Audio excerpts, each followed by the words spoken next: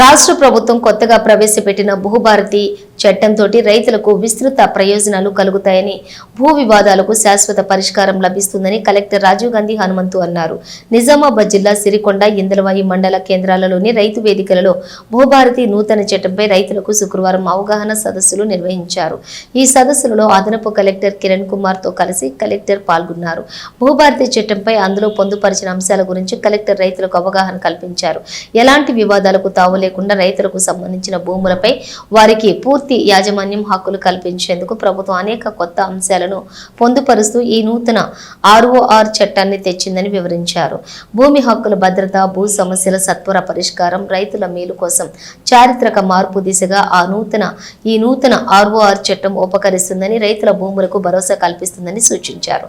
భూ సమస్యలు కలిగినటువంటి రైతులు దీనిని సద్వినియోగం చేసుకోవాలని హితవు పలికారు. పైలట్ ప్రాజెక్టు కింద రాష్ట్రంలోని 4 మండలాల్లో దీనిని ఈ నెలాఖరు వరకు ప్రయోగాత్మకంగా అమలు చేస్తారని, క్షేత్రస్థాయిలో ప్రభుత్వం దృష్టికి ఇచ్చే ఇతర ఏవైనా అంశాలు, సమస్యలను కూడా పరిశీలించి ఈ చట్టంలో చేర్చడం జరుగుతుందని తెలిపారు. అనంతరం మే మొదటి వారంలోనే ప్రతి జిల్లాలో కూడా ఒక మండలంలో ప్రయోగాత్మక అమలు జరిపిన మీదట అన్ని రెవెన్యూ గ్రామాలలో సదస్సులు నిర్వహిస్తానని అన్నారు. అధికారులు గ్రామాలకు వచ్చి రైతుల నుంచి భూ సమస్యలపై ఆర్జీలు స్వీకరించి పరిష్కరించడం జరుగుతుందని సూచించారు. నిర్ణీత కాల వ్యవధిలోపు వాటిని పరిష్కరిస్తారని అన్నారు. తమకు న్యాయం జరగలేదని భావిస్తే రైతులు ఆర్జీఓకు, అనంతరం కలెక్టర్కు అప్పీల్ చేసుకోవచ్చని, ల్యాండ్ ట్రిబ్యునల్ ను కూడా అప్పీలు చేసుకోవచ్చని తెలిపారు. భూ వివాదాల విషయంలోని అప్పీలు చేసుకున్న పేద రైతులకు ఉచిత న్యాయ సహాయం సమకూరుస్తారని సూచించారు. ఈ చట్టం ప్రవేశపెట్టినటువంటి ఏడాది కాలంలోపు భూ సంబంధిత సమస్యలపై ఆర్జీలు పెట్టుకునే అవకాశం కల్పించారని వివరించారు. ఆన్లైన్లో ధరణి పోర్టల్ ద్వారా కూడా దరఖాస్తు చేసుకునే అవకాశం ఉందన్నారు. భూ సమస్యల పరిష్కారానికి 2 అంచెల వ్యవస్థ ఉంటుందని, ఈ చట్టం ద్వారా రైతులకు వారి భూముల వివరాలతో కూడినటువంటి భూదార్ కార్డును కేటాయిస్తారని తెలిపారు. ఈ సమస్యలు తెలుసుకుని సులభతరం పరిష్కరించేందుకు భూభారతి చట్టం ఎంతో ఉపయోగపడుతుందని అన్నారు. వ్యవసాయ భూములతో పాటుగా వ్యవసాయేతర మిగతా అన్ని రకాల భూముల రికార్డులు రెవెన్యూ కార్యాలయంలో నమోదు అయి ఉంటాయని అన్నారు. ఇదివరకటి ధరణిలో రికార్డుల నిర్వహణ లేదని, ఇప్పుడు రికార్డుల నిర్వహణ ఉంటుందని, గతంలో ఏదైనా సమస్య పరిష్కారం కాకపోతే అప్పీల్ వ్యవస్థ లేదని, సివిల్ కోర్టులోనూ ఆశ్రయించాల్సి వచ్చేదని, ఇప్పుడు ఆర్డీఓ, కలెక్టర్, CCLA స్థాయిలలో అప్పీల్ వ్యవస్థ ఉందని, ప్రతి అంశం భూభారతి పోర్టల్లో ఉంటుందని, ఎవరైనా వారి భూములకు సంబంధించిన వివరాలను పరిశీలించుకోవచ్చని తెలిపారు. ప్రతి సంవత్సరం కూడా డిసెంబర్ 31న భూభారతి చట్టంలోని నిబంధనల ప్రకారం రికార్డులను అప్డేట్ చేయడం జరుగుతుందన్నారు. అదే పద్ధతి ఫాలో అవుతారు. బట్ ఎవరైనా తప్పు జరిగింది మాకు, ఎందుకంటే స్వయాన అప్పుడు రామాంజనేయులు కలెక్టర్, నేను వచ్చి జిల్లా పరిషత్ సభ్యుడిగా వాళ్ళకి పట్టా కోరుతున్నా. ఈ 532 సర్వే నంబర్ యొక్క జటిలమైనటువంటి సమస్యను పరిష్కరించవలసిందిగా పాలిష్ భూములు వచ్చాం, రాజశేఖర రెడ్డి గారి హయాంలో పట్టాలు ఇచ్చాం. అదేవిధంగా ఈ ఒక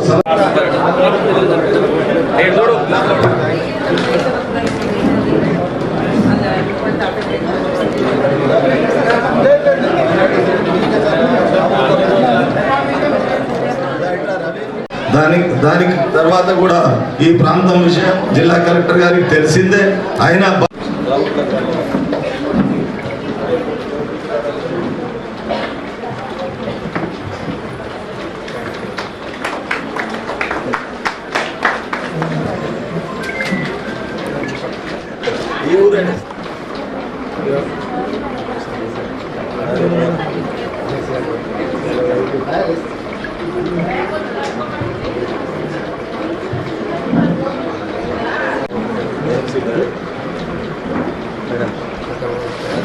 ఈ ప్రాంతంలో కష్టపడేటటువంటి రైతాంగారి ఆర్డీఓ గారు, మీతిగా మహిళా సోదరి అని ఒకసారి చెప్పడంతో మీ సమస్యలు ఏమన్నా ఉంటే కానీ మీరు జిల్లా కలెక్టర్గా మీ రిపోర్ట్ ఉంటే మాకు పూర్తి న్యాయం జరుగుతుందనేటువంటి విశ్వాసం. ఏదైతే మాకు 2021 ప్యాకేజ్ చేవెళ్ళ ప్రాణహితది ఉందో, అవి కాలువలు తవ్వి కొన్ని ప్రాంతాల్లో పైపులేసి సొరంగ మార్గం ద్వారా నీటిని తీసుకొచ్చి మా ప్రాంతానికి 1,86,000 ఎకరాలకు ఈ రూరల్ నియోజకవర్గానికి ఆ నీళ్ళు వస్తాయి. ఈ విషయం మీకు తెలుసు. మేము ఈ అంశాన్ని ప్రభుత్వ దృష్టికి, ముఖ్యమంత్రి గారి దృష్టికి, అదేవిధంగా మొన్న వచ్చినటువంటి ఉత్తమ్ కుమార్ రెడ్డి గారి దృష్టికి కూడా తీసుకొచ్చాం. ఆ కాలువలు మాకు వస్తే ఈ ప్రాంతం అంతా, నాకు తెలిసినంత మట్టుకు సార్, మీ రెవెన్యూ రికార్డ్స్లో ఏముందో తెలియదు కానీ సిరికొండ మండలం, దర్పల్లి మండలం, ఈ 2 మండలాల్లో దాదాపు 50,000 ఎకరాలకు సాగునీరు అందుతుందనేటువంటి మాట, ఇది వాస్తవం అనేటువంటి విషయాన్ని మీ దృష్టికి తీసుకొస్తున్నాం. మీరు జిల్లా కలెక్టర్గా ఈ జిల్లాలో చేస్తున్నటువంటి అనేక అభివృద్ధి కార్యక్రమాల్లో ముఖ్యంగా ఈ కార్యక్రమాన్ని కూడా దృష్టిలో పెట్టుకో. మా పొలాల్లో ఉన్నటువంటిది, మా చేళ్లలో ఉన్నటువంటి మొరంని కానీ మట్టిని కానీ కొట్టుకోవడానికి కూడా చాలా ఇబ్బందులు జరుగుతూ ఉన్నాయి. దయచేసి జిల్లా లేకుంటే పక్క గ్రామం వాళ్ళతో మాట్లాడుకొని అక్కడి నుంచి ఇక్కడ తీసుకొచ్చుకుంటాం. వేరే ప్రాంతానికి పంపే ప్రయత్నం ఇక్కడ మాత్రం జరగదు. అందరూ ఐక్య సొసైటీల కొనుగోలు కేంద్రాలు ఇచ్చి 90% ఇక్కడ నుంచి. కొత్తగా వచ్చిన నూతన ROR చట్టం భూభారతి అవగాహన కార్యక్రమానికి ఈ సిరికొండ మండలంలో జరుగుతున్న ఈ కార్యక్రమానికి విచ్చేసిన ప్రెసిడెంట్ తెలంగాణ ఉర్దూ అకాడమీ తాహిర్ బిన్ హమ్దాన్ గారికి, ఏసీ రెవెన్యూ గారికి, RDO గారికి, తహసీల్దార్, MPDO మరియు ఇక్కడికి విచ్చేసిన AMC డైరెక్టర్స్, ప్యాక్స్ చైర్పర్సన్స్, రైతులు, మహిళలు, మీడియా మిత్రులందరికీ నమస్కారాలు. సో మీకు ఏసీ రెవెన్యూ గారు బ్రీఫ్గా మొత్తం యాక్ట్ గురించి చెప్పే ఉంటారు. సో మనకి ఈ కొత్త ROR చట్టము ప్రీవియస్గా ఉన్న ధరణి చట్టం ఏదైతే ఉందో దాంట్లో రైతులు ఇబ్బందులు పడుతున్నారనే ఉద్దేశంతో ఆ ఇష్యూస్ ఏవైతే మనకి రైతులు ఫేస్ చేస్తున్నారో వాటిని రిజాల్వ్ చేయాలి అనే ఉద్దేశంతో ఈ కొత్త ROR చట్టం అనేది ప్రవేశపెట్టడం జరిగింది. మనకి ఈ చట్టం అనేది జనవరి 2025లో గజెట్ రూపంలో వచ్చింది. తర్వాత మనకి మొన్న ఏప్రిల్ 14న బాబాసాహెబ్ అంబేద్కర్ గారి జయంతి సందర్భంగా మనకి గౌరవ ముఖ్యమంత్రి గారు హైదరాబాద్లో రూల్స్ని కూడా లాంచ్ చేయడం జరిగింది. సో ఈ చట్టము, ఈ రూల్స్లో మనకి ప్రీవియస్గా ఏవైతే కొన్ని ఇష్యూస్ రైతాంగం ఫేస్ చేస్తున్నారో వాటిని ఈ చట్టం ద్వారా రిజాల్వ్ చేయాలనే ఉద్దేశంతో మనకి ఇప్పుడు రాష్ట్రంలో కూడా ఒక 4 మండలాల్లో పైలట్ బేసిస్ మీద ప్రతి గ్రామంలో కూడా మనకి రైతు సదస్సులు ఏర్పాటు చేస్తున్నారు. సో అక్కడ వచ్చిన ఫీడ్బ్యాక్ ప్రకారంగా కూడా ఏమైనా మనకి మోడిఫికేషన్ చేయాలన్నా కూడా రూల్స్లో కొన్ని ప్రొవిజన్స్ అనేది కూడా మోడిఫై చేయడం అనేది జరుగుతుంది. ఉన్నాయి రైతాంగానికి ఏ విధంగా మేలు చేస్తుంది అనేది కొంత ఈ అవగాహన సదస్సులో చెప్పడం జరుగుతుంది. సో ముఖ్యంగా మనకి ఈ చట్టంలో సెక్షన్ 4 అనేది ఒకటి పొందుపరిచారు. సో సెక్షన్ 4లో మనకి ప్రీవియస్గా పాత చట్టంలో ఏమంటే రిజిస్ట్రేషన్స్ అంతా జరుగుతూ ఉన్నాయి. సో ఆన్లైన్లో ఏదైతే మనకి రికార్డ్ ఆఫ్ రైట్స్ ఏదైతే ఉందో దాంట్లో ఏమైనా రైతులకి సమస్యలు ఉంటాయి, అంటే మనకి ఎక్స్టెంట్ తక్కువగా ఉండొచ్చు, లేదు కొంత ఉన్న ఎక్స్టెంట్ మొత్తం ఎక్స్టెంట్ కూడా రికార్డు కాలేదు, అదర్వైజ్ మనకి ఉన్న ఎక్స్టెంట్ POBలో చూపించారు, అంటే ప్రొహిబిషన్లో ఉంది, రిజిస్ట్రేషన్ జరగట్లేదు, ఇలాగా రైతులకి చాలా సమస్యలు ఉన్నాయి. ఇలాంటి ఇష్యూస్ ఉన్నాయో వాళ్ళు అప్లికేషన్స్ పెట్టుకోవడానికి, డిస్పోజ్ చేయడానికి మనకి చట్టంలోనే ఈ సెక్షన్ 4లో సబ్సెక్షన్ 4 and 5 కింద పొందుపరచడం జరిగింది. సో దీనిలో భాగంగానే మనకి రాబోయే 2 నెలల్లో కూడా ప్రతి గ్రామంలో కూడా రైతు సదస్సులు పెట్టుకోవడం జరుగుతుంది. సో మనకి మే 1వ వారం నుంచి ప్రతి జిల్లాలో ఒక మండలంలో మనకి పైలట్ బేసిస్ మీద ఈ రైతు సదస్సులు అనేది జరుపుతాము. తర్వాత మనకి అన్ని మండలాల్లో కూడా ఈ అన్ని గ్రామాల్లో రైతు సదస్సులు అనే కార్యక్రమం తీసుకోవడం జరుగుతుంది. దీంట్లో వచ్చిన అప్లికేషన్స్ కూడా మనం టైం బౌండ్ మేనర్లో డిస్పోజ్ చేసే విధంగా రూల్స్లో పొందుపరిచారు. అంటే మనకి అవసరమైతే నోటీసెస్ ఇచ్చి మనకి హీరింగ్ కండక్ట్ చేసి వితిన్ 60 డేస్లో డిస్పోజ్ చేసే విధంగా ఈ చట్టంలో ప్రొవిజన్స్ అనేది ఇవ్వడం జరిగింది. సో మనకి వన్స్ రైతు సదస్సులు ఇవి స్టార్ట్ అయిన తర్వాత మనం అప్లికేషన్ తీసుకోవడం జరుగుతుంది. అదేవిధంగా ఇప్పుడు కూడా మనకి భూభారతి పోర్టల్లో కూడా అప్లై చేసే విధంగా ప్రొవిజన్స్ ఇచ్చారు. సో మనకి రైతులకి ఏమైనా ఇష్యూస్ ఉన్నా కూడా మనకి ఆన్లైన్లో అప్లై చేసుకోవచ్చు, లేదు మీ గ్రామంలో ఎప్పుడైతే రెవెన్యూ సిబ్బంది వచ్చి రైతు సదస్సులు ఏర్పాటు చేస్తారో అప్పుడైనా మీరు అప్లికేషన్స్ ఇస్తే అవన్నీ కూడా మనకి 60 రోజుల్లో డిస్పోజ్ చేసే విధంగా మనకి చట్టంలో రూల్స్లోని కూడా మనకి పొందుపరచడం జరిగింది. సో ఇది మనకి పాత చట్టంలో ఇలా లేదు, అంటే స్టాట్యూటరీగా మనకి డిస్పోజ్ చేయాలి అనేది లేదు. బట్ ఈ చట్టంలో ఏమంటే స్టాట్యూటరీగా మనకి మ్యాండేటెడ్గా దీంట్లో ఈ సెక్షన్లోన ఈ ఇష్యూస్ అనేది పొందుపరచడం జరిగింది. ఎక్స్చేంజ్ బదిలీ కానీ బాగా పంపకాలు, ఈ 5 రకాల ట్రాన్సాక్షన్స్ అనేది సెక్షన్ 5 కింద తహసీల్దార్కి మ్యుటేషన్స్ చేసే పవర్స్ ఇవ్వడం జరిగింది. సో దీంట్లో మనకి పాత చట్టానికి దీనికి డిఫరెన్సెస్ ఏమున్నాయి అంటే, పాత చట్టం ప్రకారంగానే మనకి ఆన్లైన్లో ఇప్పుడు ఎలా అయితే స్లాట్ బుక్ చేసుకుని తహసీల్ ఆఫీస్కి వెళ్తే రిజిస్ట్రేషన్ చేస్తున్నారు, ఈ 5 టైప్స్ ఆఫ్ ట్రాన్సాక్షన్స్కి ఇప్పుడు అదే. స్వాగతం, సుస్వాగతం.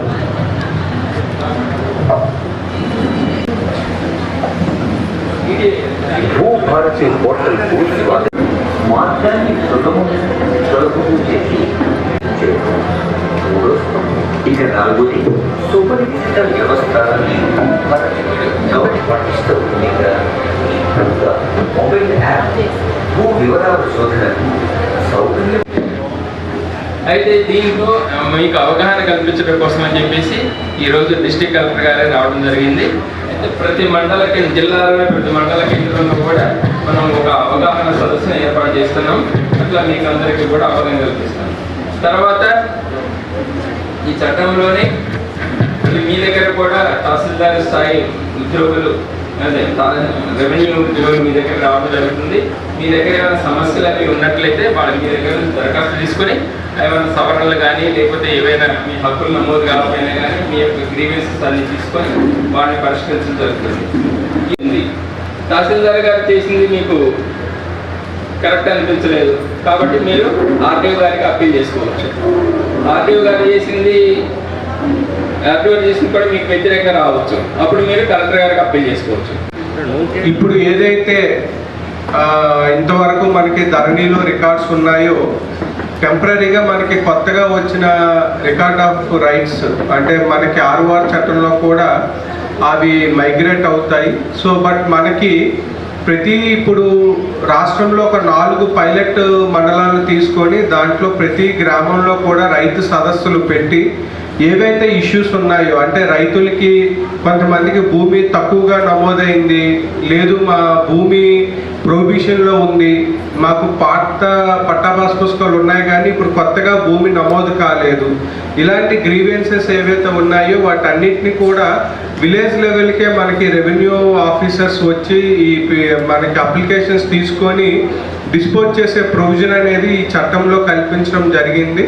పోర్టల్లో అప్లై చేసుకోవచ్చు. అదర్వైజ్ ఎప్పుడైతే నెక్స్ట్ 2 మంత్స్లో అంటే మే అండ్ జూన్ మాసాల్లోన ఎప్పుడైతే రెవెన్యూ అధికారులు మీ విలేజ్లో పెడుతున్న రెవెన్యూ సదస్సుకి వస్తారో అక్కడైనా కూడా మీరు అప్లికేషన్లు ఇస్తే సో ఇచ్చిన అప్లికేషన్లకి నోటీసెస్ ఇచ్చి అది డిస్పోజ్ చేయడం అనేది జరుగుతుంది.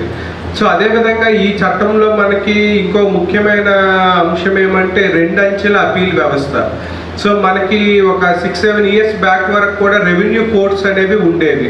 అంటే ఏదైనా తహసీల్దార్ లెవెల్లో తప్పు జరిగింది, మాకు అన్యాయం జరిగింది అనుకుంటే ఆర్డీఓ కోర్టు, అదేవిధంగా జాయింట్ కలెక్టర్ దగ్గర కూడా అప్పట్లో రెవెన్యూ కోర్ట్స్ అనేది ఉండేది. తర్వాత మనకి వచ్చిన ధరణి చట్టంలో ఆ రెవెన్యూ కోర్ట్స్ వ్యవస్థ అనేది రిమూవ్ చేశారు. ఇప్పుడు కొత్త ROR చట్టంలో ఆ వ్యవస్థను అనేది పునరుద్ధరించడం జరిగింది. దీంట్లో 2 అంచెల అపీల్ వ్యవస్థ అంటే మనకి దీంట్లో సెక్షన్ 5 అండ్ సెక్షన్ 7 కింద తహసీల్దార్ లెవెల్లో మనకి మ్యుటేషన్స్ చేసే పవర్స్ ఇచ్చారు. అంటే సెక్షన్ 5లో 5 రకాల ట్రాన్సాక్షన్స్ అంటే కొనుగోలు, తనఖా, గిఫ్ట్ ఇవ్వడం కానీ, అదేవిధంగా మనకి ఎక్స్చేంజ్ అంటే బదిలీ, ఆర్ పార్టీషన్ అంటే భాగ పంపకాలు. సో ఇవన్నీ కూడా 5 రకాల ట్రాన్సాక్షన్స్ మనకి సెక్షన్ 5లో తహసీల్దార్స్కి పవర్స్ ఇవ్వడం జరిగింది. సో దీంట్లో మనకి ఏమంటే ఇంతవరకు ఇప్పుడు ఉన్న ప్రజెంట్ యాక్ట్లో ఏ విధంగా అయితే స్లాట్ బుక్ చేసుకొని తహసీల్ ఆఫీస్కి వెళ్ళి రిజిస్ట్రేషన్ చేసుకుంటున్నారో అదేవిధంగా ఈ 5 రకాల ట్రాన్సాక్షన్స్కి కూడా మీరు ఏ రోజు కావాలంటే ఆ రోజు స్లాట్ బుక్ చేసుకొని తహసీల్ ఆఫీస్లో రిజిస్ట్రేషన్స్ చేసుకోవచ్చు. కానీ ఇప్పుడు కొత్త చట్టంలో ఇచ్చిన ప్రొవిజన్ ఏమంటే మనకి ఇప్పటి వరకు అంటే పాత చట్టం ప్రకారంగా తహసీల్ ఆఫీస్కి వెళ్ళి రిజిస్ట్రేషన్ అప్పుడు ఆ రిజిస్ట్రేషన్ డాక్యుమెంట్ అనేది ఆన్లైన్లోనే ఆటోమేటిక్గా జనరేట్ అవుతుంది. అంటే మీరు డీటెయిల్స్ మెన్షన్ చేస్తారు, కొనుగోలుదారుడు ఎవరు, అమ్మకదారు లబ్ధిదారుడు ఎవరు, ఏ సబ్ డివిజను, ఏ ఎక్స్టెంట్ అనేది మెన్షన్ చేస్తే మనకు ఆటోమేటిక్గా వస్తుంది. సో దానితో పాటు ఈ కొత్త చట్టంలో ఏమంటే రైతులు కావాలంటే ఓన్గా డాక్యుమెంట్ రాసుకొని, అంటే మనకి పాతకాలంలో ఓన్గా దస్తావేజులు రాసుకొని వెళ్ళి రిజిస్ట్రేషన్ చేసుకునేవాళ్ళు సబ్ రిజిస్టర్ ఆఫీస్లో. దాంట్లో లింక్ డాక్యుమెంట్ల నెంబర్లు కానీ, లింక్ డాక్యుమెంట్స్ వివరాలు, ఇంకా ఏమైనా ఇతర వివరాలు కూడా దాంట్లో రాసుకునేవాళ్ళు. సో ఈ కొత్త చట్టంలో కూడా ఆ ప్రొవిజన్ అనేది ఇంక్లూడ్ చేశారు. అంటే మీరు ఆ ప్రకారంగా చేసుకోవచ్చు.